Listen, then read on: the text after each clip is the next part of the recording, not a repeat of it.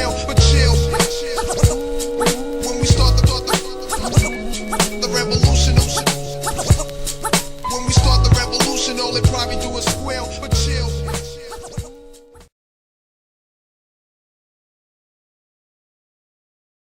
But I've got to mention the recommendations at least, because we have to move beyond analysis.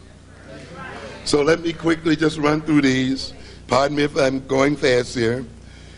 If this is a climogenic society, and it is, then we recognize as African people that our major problem is not being left out of the American mainstream and being left out of the system.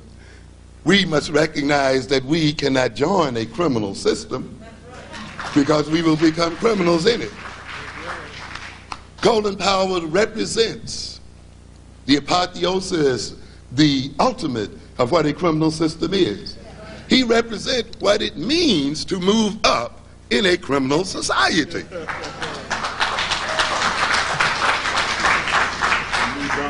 In moving into that system and becoming integrated in it and assimilated with it, he must now become allied with this criminality. And if that system then is dependent upon the death and damnation of black people, upon the imperial subordination of black people, then those like Colin Powell that move up in this system must also then engage in the death and damnation of black people as well. We have to keep that in mind. You're not moving up into this system as it is unless you're also moving against the interests of black people. And therefore you have to recognize that the goal of our people in this crimogenic society is to change the very nature of the social system, to tear it apart and to reconstruct it, to bring into being that word that Bush stole from us, a new world order. Our mission is much higher than assimilating into this system. It must be to create a new world. If this crimogenic society creates a sense of powerlessness in our children, then we must, as a people, develop and use our power. We must take power and train our youth for taking and expressing power positively.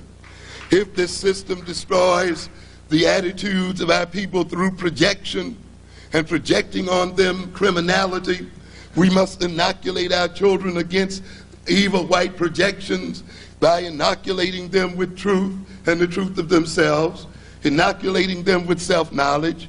We must inoculate them against projection and the internalization of negative attitudes by getting them into the knowledge and the psychology and the ways of their white enemies, and getting them to have an efficient perception of reality and remove their deceptions.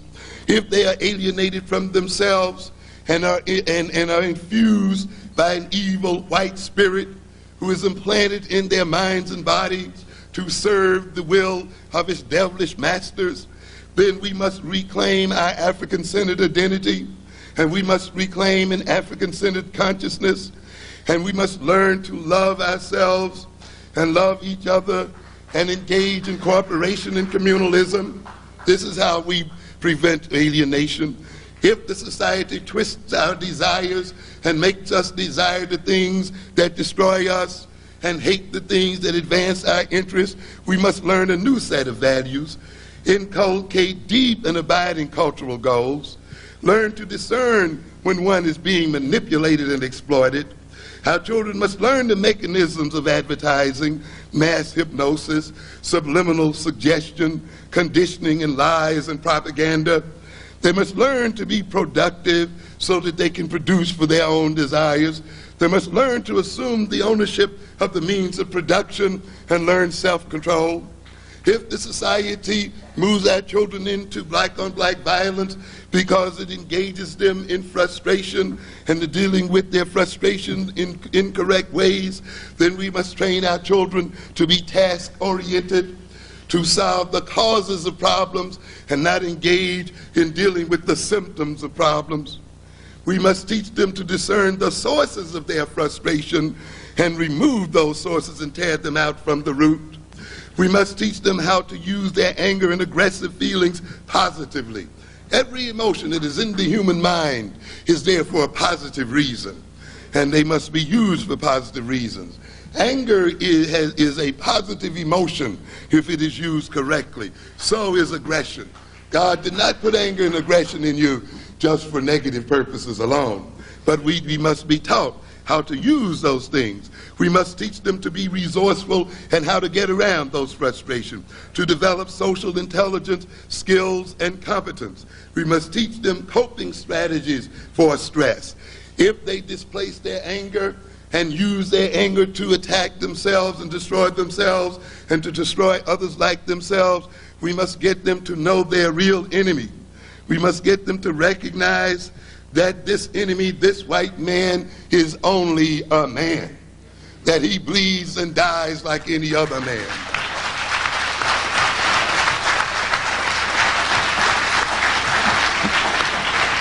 We must read to him the history of our African fathers as they cut down and mowed down the white man, and how they were only betrayed by their own cupidity.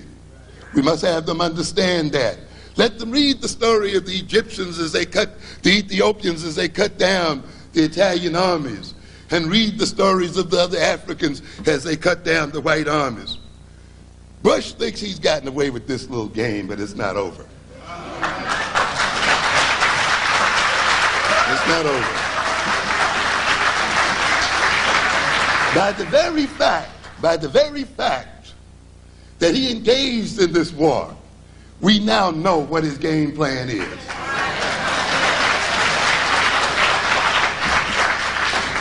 We now know his weaknesses and his strengths.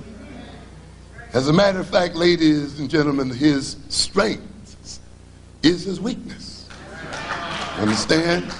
And we're going to teach our children how to tear up the soft underbelly of this dragon and this monster called white America.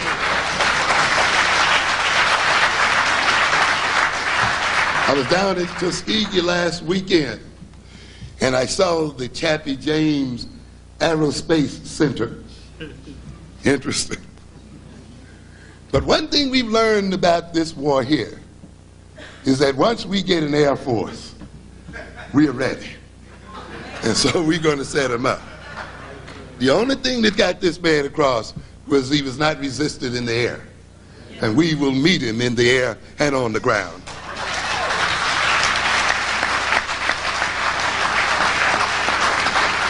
Recognize that the white man can be defeated, that he's not invincible. We must teach them that the displacement of anger at self or at others like at ourselves makes matters worse and is self-destructive. If they are having problems with their self-concept, then we must give them great support. We must affirm them and affirm their identity. We must teach them confirmations so that they know how to make positive statements to themselves and affirm themselves. We must teach them how to stop negative thoughts and change the nature of the situation that they are in. If they are engaged in violence and black upon black violence, we must teach them how to resolve conflicts between themselves without destroying themselves. It means then that we have to develop relevant educational programs. We have to develop a parallel school system. We have to make this government, by hook or crook, fund the health care systems of the local and state localities of our people. We must emphasize prevention in the black community, change the lifestyles of our people who are literally eating themselves to death, or whose lifestyles are literally destroying their health. My next book is going to be on black health, by the way, and I'm going to show how the death wishes, how we carry out the death wishes of whites through our eating and health habits.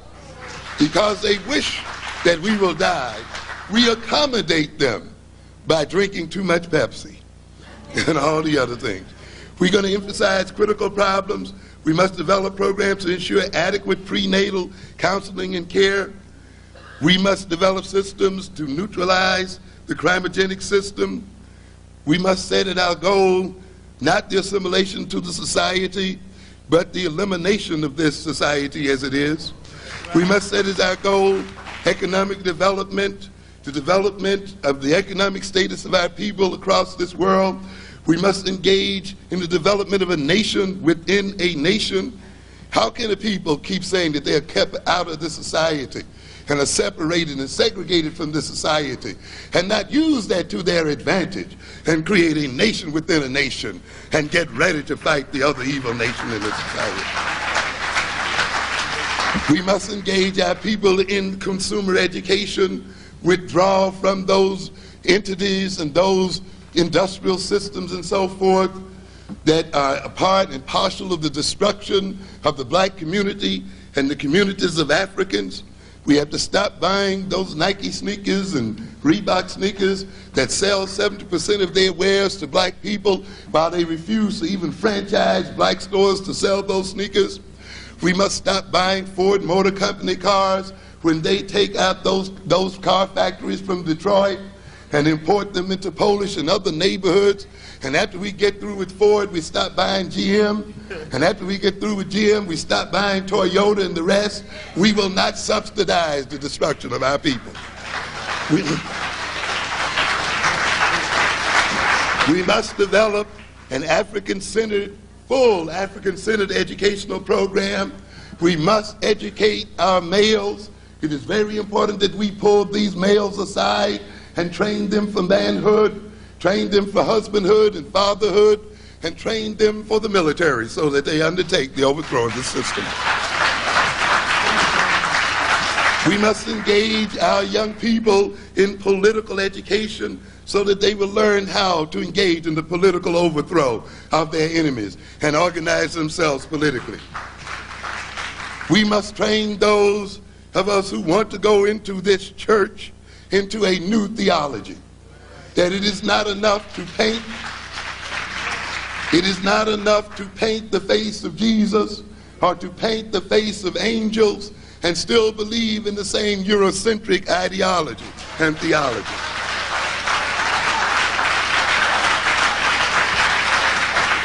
We must go into these prisons and take our men from these prisons.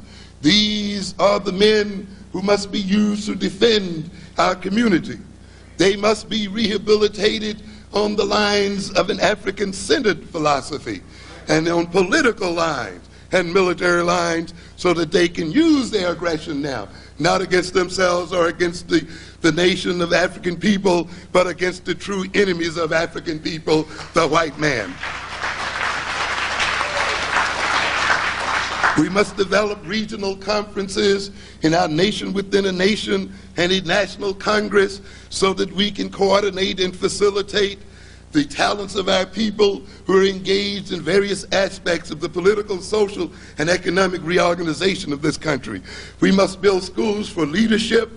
We must build schools that engage in policy development and analysis, and schools for developing strategy, schools for developing a military machine to protect us against the interests of Europeans. Recognize that there's one thing that's clear, that the imperialistic system has only one constant, and that is self-interest. And when it is in its self-interest to destroy and wipe black people from the face of this earth, it will engage in that activity. You have the history of the Indians in America to show that when a people are economically not useful to the Europeans proceed to annihilate those people. Therefore, ladies and gentlemen, we must prepare for revolution and prepare for war. Thank you very much.